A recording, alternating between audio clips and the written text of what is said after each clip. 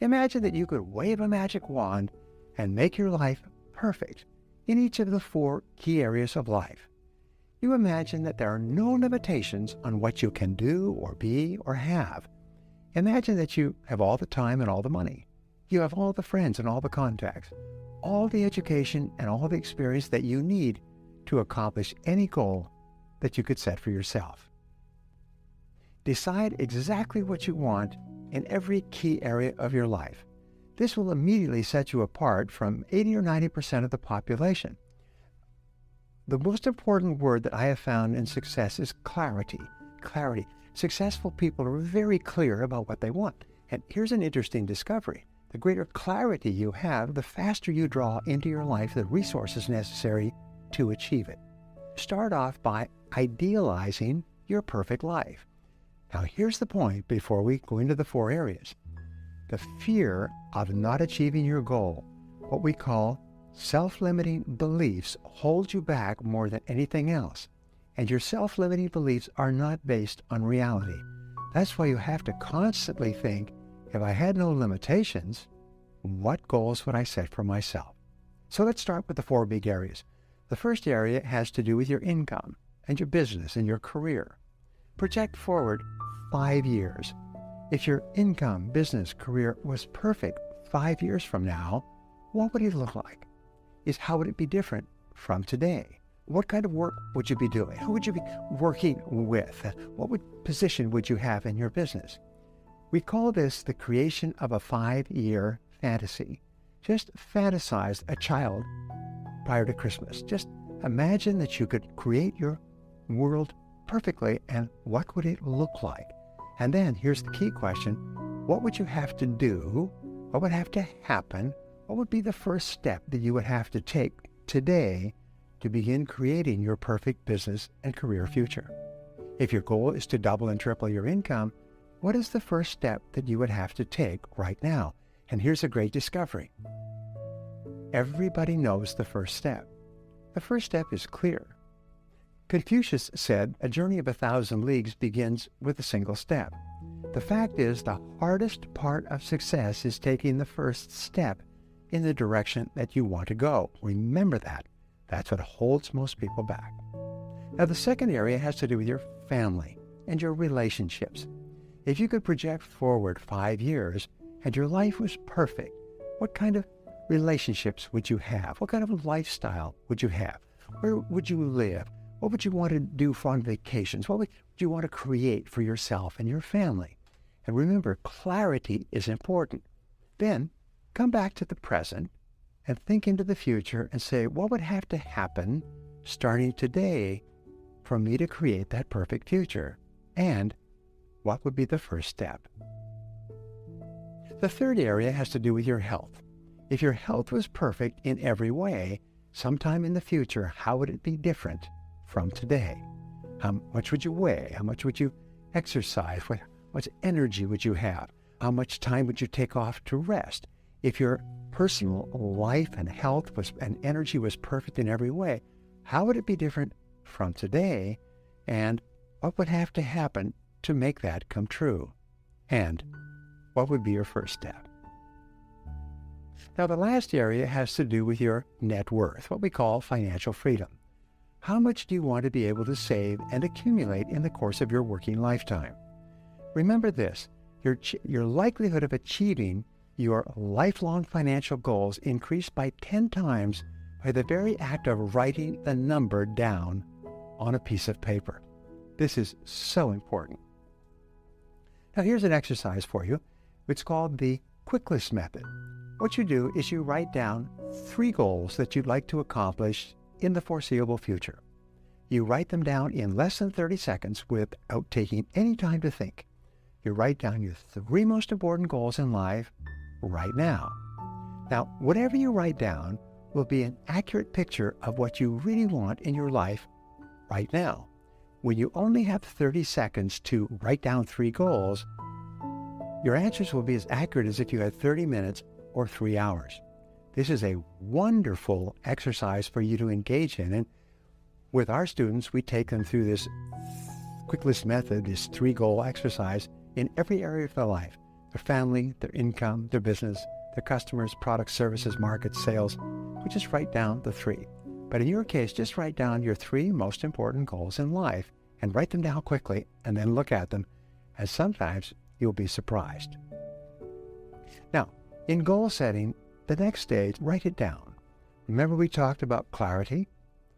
Francis Bacon once says that writing maketh an exact man, is when you write your goals down clearly, they take on a power of their own in your mind. You pull them out of the air where they have no substance at all, and you write them down on paper, and now you have something you can touch. Your goals must be in writing. Many people say, oh, I know exactly what I want. And I've met and worked with these people over the years, and you know something? They're almost all failures. They say, oh, I know what I want. I don't have to write it down. Yes, you do, because until you start writing, we find that there's an incredible connection between the head and the hand. And when you start to write goals, you'll be absolutely astonished what comes out on the paper. And when you write a goal down, you engage in what is called a psychoneuromotor activity. You activate your visual powers, your audio powers, and your kinesthetic powers. And whatever you write down, you actually program straight into your subconscious mind, where it starts to work 24 hours a day. Great stuff, let me tell you. Now, your goals must be clear, specific, detailed, and measurable. You must write out your goals as if you were placing an order for your goal to be manufactured in a factory at a great distance. And what they would do is they would create your goal, your order, and send it to you exactly as you wrote it down. Albert Einstein said that your goal must be so clear that a 6-year-old child could understand it clearly and explain it to another 6-year-old child and be able to tell you if you had achieved your goal or how close you were. This is why you never say, my goal is to be happy, and my goal is to be rich, and my goal is to be popular and meet the right person. These are not goals. These are fantasies. They're wishes. Even crazy people have these wishes. A goal is something that is written down and specific and clear, and your most important goal must be measurable so you know exactly where you are relative to the goal. Now, only 3% of adults have written goals worldwide, and everybody else works for them. In fact, the studies done at Yale and Harvard proved over a 20-30-year period that people with written goals ended up earning and having a net worth 10 times greater than people without goals, holding constant for intelligence, grades, graduation from courses, industries, marital status, and parts of the country. The people who started with goals were 10 times more likely to be successful and were worth 10 times more than the others in the course of a few years. Goal setting is really great. Now, number 3, set a deadline. Set a deadline, and then if necessary, set sub-deadlines on your goal. For example, if you set a 12-month goal to double your income, then you break it down into 9 months, 6 months, 3 months, and then 2 months, 1 month. And then if you're really smart, week by week, and some people even break their goals down into daily activities. If it's a 20-year goal, break it down into 20 years, 10 years, 5 years, 4, 3, 2, 1, and then 3 months, and then 1 month. The more you break your goal down, the more likely it is you will achieve it. And then you complete your big goal one step at a time. Now, your subconscious mind uses deadlines as forcing systems. They drive you consciously and unconsciously toward achieving your goal on schedule. Anais Nin once said that your subconscious can work against you because when you set a big goal, you're disrupting your subconscious. So your subconscious mind will tell you that it's not possible and will attempt to sabotage you. And the way your subconscious mind sabotages you, it tells you, you can't achieve this goal. You don't need to write it down. It's okay as long as you know what it is. Because of the fear of failure, what you do is you don't write the goal down, and that way you can't fail. Isn't that clever? And people say, if you don't expect anything good, you'll never be disappointed. And these people have no future. You write it down as if by writing it down, it was guaranteed to you. And in many cases, it will be if you write it down. If your goal is big enough, set sub-deadlines. If you want to achieve financial independence, you may set a 10 or 20-year goal and then break it down year by year so that you know how much you have to save and invest each year. If for some reason you don't achieve your goal by the deadline, simply set a new deadline. There are no unreasonable goals, only unreasonable deadlines. And other things can happen that you hadn't expected that will put your deadlines off. Don't worry about it. Just set a new deadline and go back to work. Now, the fourth key in the 12-step method is to identify the obstacles that you'll have to overcome to achieve your goal. Between you and any goal that you want to accomplish, there are obstacles. There's something that's holding you back, or you'd already be there. So always ask this question: why aren't you already at your goal? Sometimes I ask people, would you like to double your income? And they say, of course. I said, why isn't your income already twice as high? You've been working for years and years. You're smart, you're talented, you're surrounded with opportunities. Some people that you know are earning twice as much as you. Why aren't you? And you know what happens is the first thing you think of are your favorite excuses. Oh, I'm so busy, or I didn't finish high school, or I didn't go to college, or I'm working in the wrong industry. These are just excuses. They're not true, but they're ways that you step on your own brakes and hold yourself back. Now, there's a very powerful principle called the principle of constraints. This principle of constraints is, I think, revolutionary. And what it says is that there's always one limiting factor or constraint or bottleneck between you and your goal that sets the speed at which you achieve your goal. So the question is, once you're clear about your goal, and let's say it's a financial goal, is what is the bottleneck that holds you back? For example, I will say to a company, what is your goal? It's to grow in sales and profitability. What's the constraint? More sales. If you had more sales, would you achieve the goal? Yes. So what is the constraint behind that? Better trained salespeople. Maybe it's better products and services. Maybe it's better pricing. Maybe it's new markets. But keep asking, what's holding you back? What sets the speed? Now, the 80-20 rule applies to constraints. Fully 80% of the reasons that are holding you back from achieving your goal are inside yourself. They're not on the outside. Average people always blame their problems on external circumstances. Top people look inside themselves. The things that are holding you back are usually the lack of a skill, the lack of a quality like self-discipline, or the lack of a particular knowledge or skill, all of which you can learn or acquire. Only 20% of the reasons you are not achieving your goals are on the outside, so always start with yourself. Now, the fifth key is to identify the knowledge, information, and skills you will need to achieve your goal. Remember, to achieve a goal that you've never achieved before, you're going to have to learn things and do things you've never done before. You cannot achieve anything more than you're achieving today with the same level of knowledge and skill that you have today. If you could, you'd already have done it. So, identify the skills that you'll have to develop to be in the top 10% of your field. Identify the most important skill, and then identify a number one skill. Now, here's a great discovery. Your weakest key skill sets the height of your income and your success. Your weakest key skill, and improving or bringing up that one weak skill or acquiring that one weak skill will enable you to make more progress than any other factor at the moment. You can make more progress by going to work on the one skill that is holding you back more than any other factor.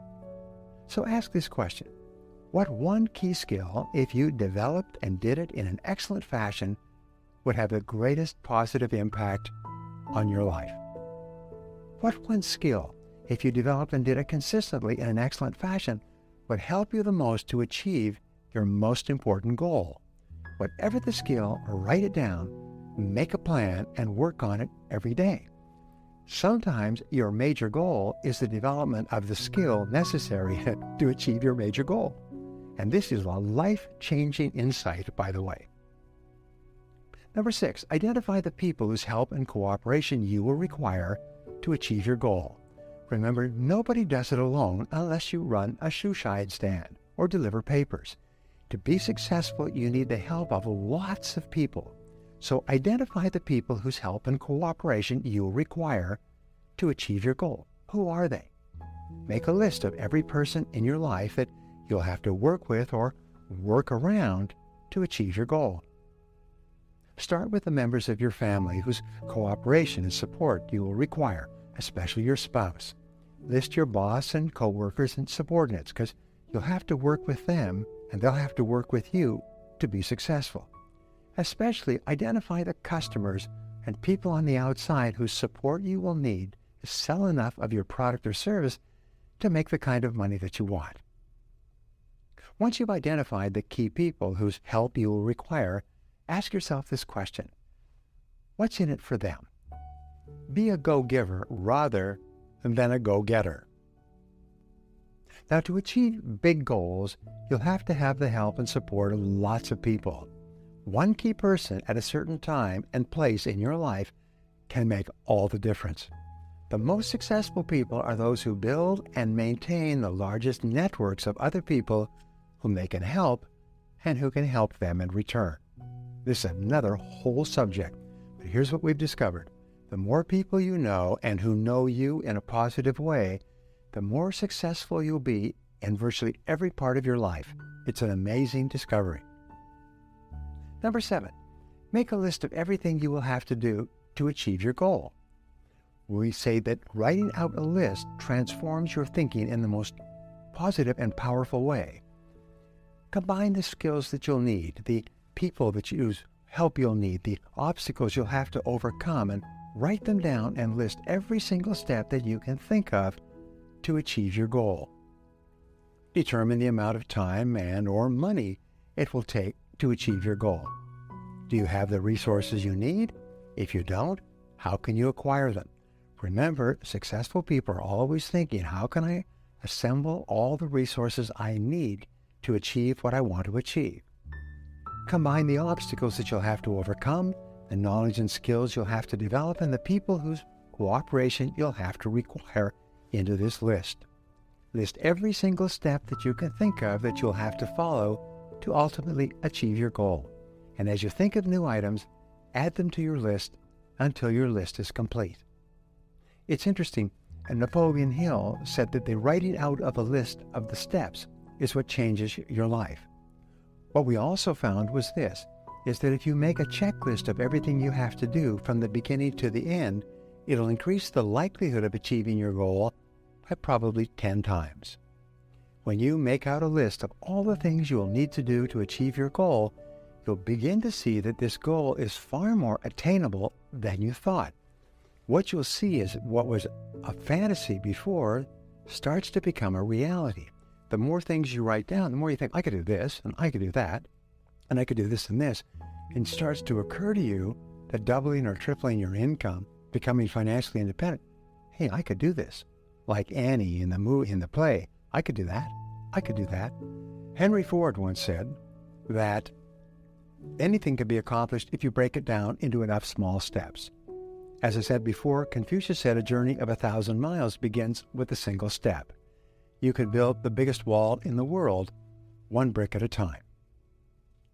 Now, number 8, and this is really important, this is what requires thought and judgment and foresight on your part. Number 8 is to organize your list into a plan. First, organize your list by sequence.